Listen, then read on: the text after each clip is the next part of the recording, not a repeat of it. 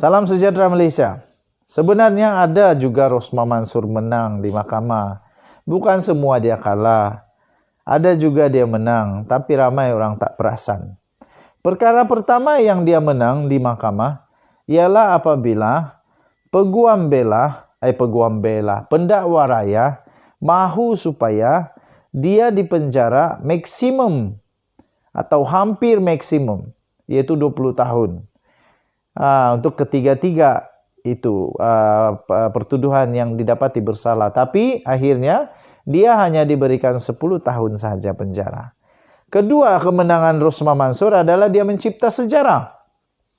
Dia mencipta sejarah yang paling hebat di muka bumi Malaysia. Kerana dia menjadi isteri Perdana Menteri yang pertama di penjara. Pertama di penjara di Malaysia. Belum pernah ada mana-mana isteri Perdana Menteri. Daripada Perdana Menteri yang pertama Malaysia, Tunku Abdul Rahman Pultan Al-Haj. Istrinya tidak di penjara.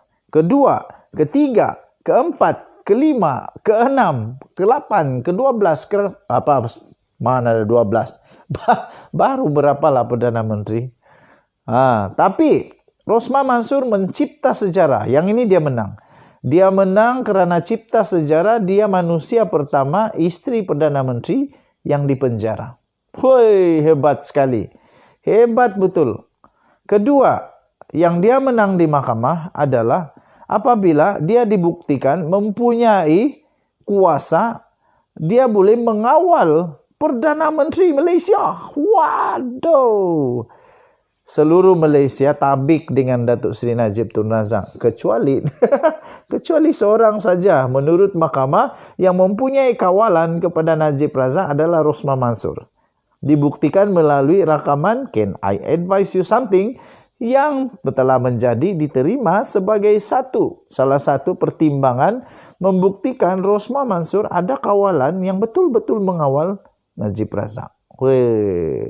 Ketiga yang Rosmah Mansur menang, dia mencipta sejarah di seluruh pelata Malaysia. Di atas gunung, di bawah gunung, di dalam gunung, di kaki gunung, di tengah-tengah gunung, di puncak gunung, di mana lagi ya? Di siring gunung, di tapuk-tapuk gunung, di mana-mana gunung di Malaysia ini. Dia berjaya mencipta sejarah apabila buat pertama kalinya manusia di Malaysia didenda 970 juta. Kamu tahu berapa banyak 970 juta? Hampir 1 bilion. Hanya cari 30 juta saja lagi. Kalau kau boleh cari 30 juta, 1 bilion. Rosmah Mansur hampir 1 bilion dia didenda. Dan denda itu perlu dijelaskan dalam masa 10 tahun ketika dia dipenjara. Kalau tidak, menurut Gopal Sriram, dia boleh dikenakan penjara tambahan, kalau saya tidak silap, 30 tahun. Penjara tambahan 30 tahun jika gagal membayar denda itu. Dia mencipta sejarah. Pertama. Kedua, ketiga. Yang keempat yang Rosmah Mansur menang, dia akan menjadi manusia paling tua di penjara. Dia akan menjadi manusia paling tua di penjara kalau dia tak mampu bayar 970 juta itu. Dia akan merengkok di penjara sampai usia dia 110 tahun. Karena umur dia sekarang 70 tahun, kalau tambah 40 tahun, yaitu 10 tahun penjara dan 30 tahun tambahan kerana tak mampu bayar 970 juta, dia akan dipenjara 40 tahun. 40 tambah 70, 110 tahun. Dia akan menjadi manusia paling tua di penjara di Malaysia.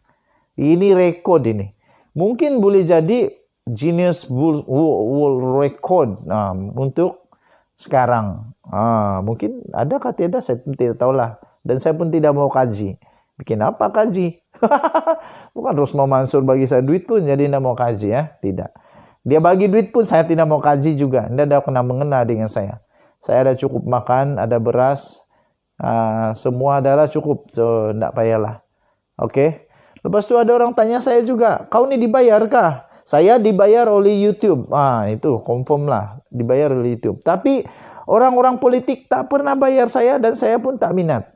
Mungkin ada orang yang cuba cari nombor telefon kah, nak bagi saya supaya bagi reaction kah kepada apa-apa. Saya tak minat. Saya beritahu saya tidak berminat, tuan-tuan dan puan-puan. Okey, seterusnya. Apalagi yang Rosmah Mansur menang di penjara. Kemenangan seterusnya Rosmah Mansur apabila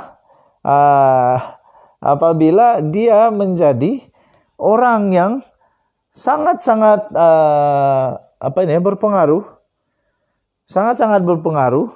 Tetapi ketika pendengaran kesnya yang datang, yang hairannya, saya pun tidak pasti kebenaran ini.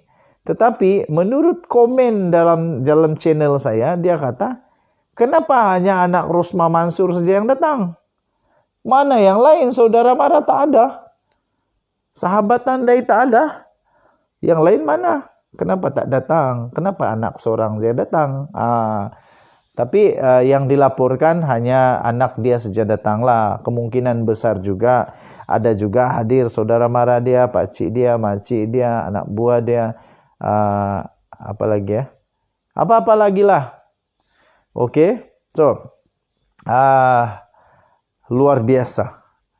Dia mencipta banyak sejarah di mahkamah. Seterusnya, sejarah ataupun kemenangan seterusnya Rosmah Mansur di mahkamah adalah apabila buat kali pertamanya dalam perbicaraan berprofil tinggi perempuan wanita di Malaysia, First Lady of Malaysia memohon supaya Hakim Mahkamah Tinggi Hakim Mahkamah Tinggi menarik diri kerana kononnya kebocoran maklumat, kebocoran draft penghakimannya.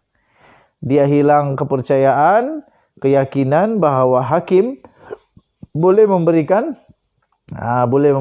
penghakiman yang adil, yang waras, yang saksama tanpa apa-apa pengaruh. Akhirnya hakim memberikan jawapan yang luar biasa, menutup mulut semua yang bising. Okey, so itulah kemenangan-kemenangan yang dicipta oleh Rosmah Mansur. Jadi selepas ini tuan-tuan dan puan-puan, kalau orang tanya dia kalah habis di mahkamah, tak. Indah juga dia tidak kalah habis. Ada juga yang dia menang, jangan salah fakta. Ada juga yang dia menang di mahkamah. Kemenangan pertama yang paling hebat kerana dia berjaya menguasai Najib Razak. Itu menurut mahkamah. Bukan saya yang cakap, mahkamah yang cakap. Bukan makcik di tepi jalan tu yang cakap, bukan di warung-warung pakcik itu yang cakap, bukan. Mahkamah yang cakap. Saya, admin The Twin TV, tetap berpegang teguh, berdiri teguh di belakang sistem kehakiman negara Malaysia. Saya menjunjung kedaulatan undang-undang negara Malaysia. Denyut nadi suara rakyat bergema di channel ini. Bye-bye.